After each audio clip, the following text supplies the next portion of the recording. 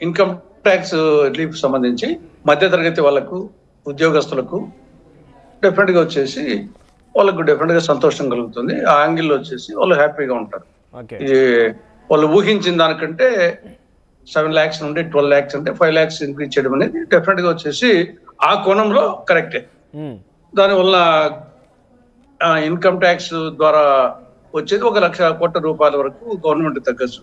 సరే, ఆ మేరకు వీళ్ళ దగ్గర కొనుగోలు శక్తి పెరుగుతుంది కాబట్టి అది ఇండైరెక్ట్ గా సేవింగ్స్ రూపంలోనో, కన్జంప్షన్ రూపంలోనో, లేకుంటే ఇన్వెస్ట్మెంట్ రూపంలోనో అది మళ్ళా వేరే విధంగా జిఎస్టీ రూపంలో గవర్నమెంట్ కి వస్తుంది కాబట్టి ఇది ఒక మంచి పరిణామమే అందరూ ఎక్స్పెక్ట్ చేస్తారు. అంటే ఇది ప్రజలకు మేలు చేసేది ఒక డేరింగ్ అటెంప్ట్ అనుకోవచ్చా కేంద్రం నుంచి?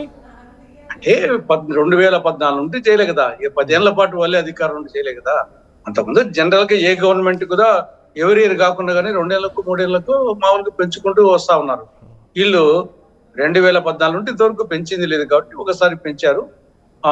ఈ 10 ఏళ్ల కొలమానంతో పోలిస్తే పెద్ద ఎక్కువే కాదు, కానీ ఇంతవరకు లేదు కాబట్టి ఒకసారి ఆ మేరకు రిలీఫ్ అయినప్పుడు డెఫినెట్ గా ఉద్యోగస్తులు ట్యాక్స్ రిలాక్సేషన్ లో పేద ప్రజలకి మేలు చేసే విధంగా కేంద్ర ప్రభుత్వం తీసుకున్న నిర్ణయం బేస్ అని అంటారు. మీరు కంగ్రాచులేట్ చెప్తున్నారు. అయితే ఇది పేదలకు అని చెప్పలేము, ఇది మధ్యతరగతి వాళ్ళకి. పేదలు ఇన్కమ్ ట్యాక్స్ కట్టరు కదా.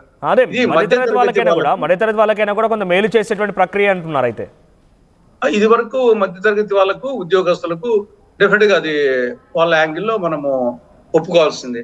ఇంకా మిగతాదంతా నార్మలే, రెగ్యులరే. 4 అంకెలు అటు ఇటు మారుతా ఉంటాయి. పోయిన సంవత్సరానికి జనరల్ గా వచ్చేసి ఎవరీ ఇయర్ కు ఒక 10% బడ్జెట్ అలికేషన్ పెంచుతా ఉంటారు. ఇదే 2024-25కు రివైజ్డ్ ఎక్స్పెండిచర్ 47.16 లక్షల కోట్లు. దీని 2025-26కు 50.65 లక్షల కోట్లకు ఒక 8 to 10% పెంచుతా ఉంటారు. ఆ కోణంలోనే మిగతా అలొకేషన్స్ కూడా అటు ఇటు కొన్ని ఒక డిపార్ట్మెంట్ వైజ్ గా కూడా మాట్లాడదాం. అంటే ఆ బడ్జెట్ కి సంబంధించి ఏ లక్ష్యాలు నెరవేర్చుకున్నారు, లక్ష్యాలని ఈ బడ్జెట్ తో అలొకేట్ చేయగలుగుతారా, లక్ష్యాన్ని ఛేదించగలుగుతారా మాట్లాడదాం. సో ముందుగా తెలుగు రాష్ట్రాలకు సంబంధించి ఏపీ గురించి కన్ఫైన్డ్ గా మాట్లాడుకుంటే ఏపీకి పెద్దగా కేటాయింపులు కూడా ఏమీ లేవు, ఏది కూడా పెద్దగా ప్రస్తావించలేదు. ఈ విషయంపై అభిప్రాయం ఏంటి? ఏపీకి డెఫినెట్ గా వచ్చేసి మామూలుగా కేంద్ర బడ్జెట్ లో రాష్ట్రాల వారీగా మనం ఆశించాల్సిన అవసరం లేదు. కానీ ఏపీకి సంబంధించి ఆంధ్రప్రదేశ్ పునర్వ్యవస్థీకరణ చట్టం అనేది ఒక సెపరేట్ చట్టమే ఉంది కాబట్టి దాన్ని ఫుల్ఫిల్ చేయాల్సిన బాధ్యత దాంట్లో ఉండేటన్ని కేంద్రం చేయాల్సినట్టే. జనరల్ గా అయితే కన్నా రాష్ట్రాల వారీగా మనము డిస్కషన్ చేయకూడదు కేంద్ర బడ్జెట్. కానీ ఇక్కడ మన పునర్వ్యవస్థ చట్టం సెపరేట్ గా ఆంధ్రప్రదేశ్ కి, దాంట్లో ఇప్పుడు ప్రత్యేక హోదా వచ్చేసి ఓన్లీ ఆంధ్రప్రదేశ్ కు సంబంధించి 2014 ఫిబ్రవరి 20న ఆనాటి ప్రధానమంత్రి హామీ ఇవ్వడం జరిగింది, యాక్సెప్ట్ చేశారు.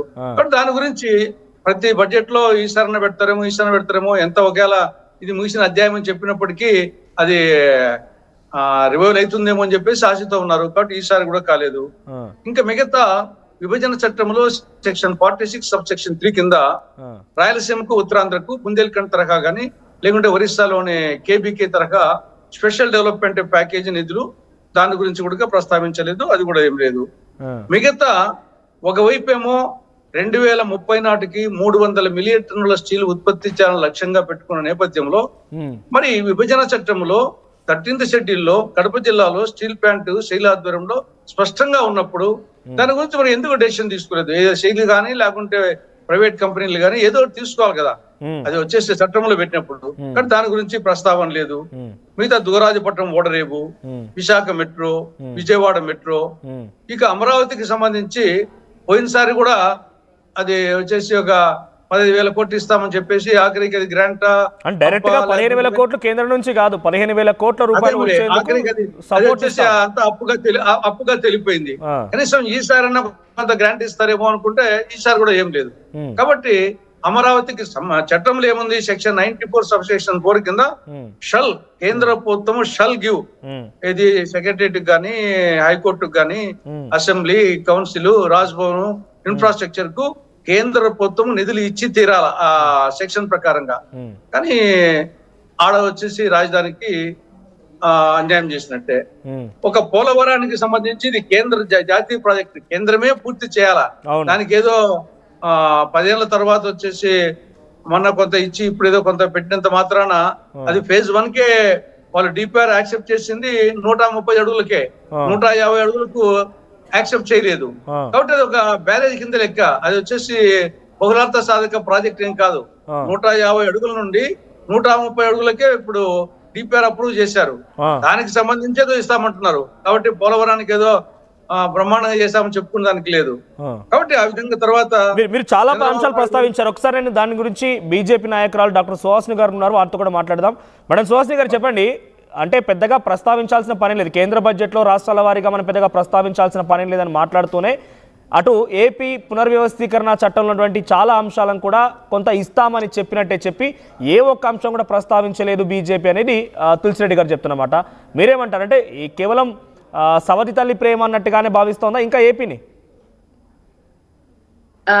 నమస్తే అండి తులసిరెడ్డి గారికి, ప్రేక్షకులకి, మీ అందరికీ కూడా నమస్కారం. ఒకటేంటంటే ఇక్కడ బడ్జెట్ లో మీరు అన్నట్టుగా అన్ని రాష్ట్రాలని మనము చూసుకుంటూ ఈ బడ్జెట్ అనేది ప్రవేశపెట్టాలి అని చెప్పి మీరే చెప్తున్నారు. ఒక నేషనల్ కేంద్ర బడ్జెట్ అనగానే ఒక్కొక్కసారి ఒక్కొక్క బడ్జెట్ లో కొన్ని రాష్ట్రాలకు ప్రత్యేకంగా గుర్తింపు, కొన్ని రాష్ట్రాలకి ఓవరాల్ గా డెవలప్మెంట్ ఏ విధంగా చేయాలి అని క్లియర్ గా ఇవాళ నిర్మలా సీతారామన్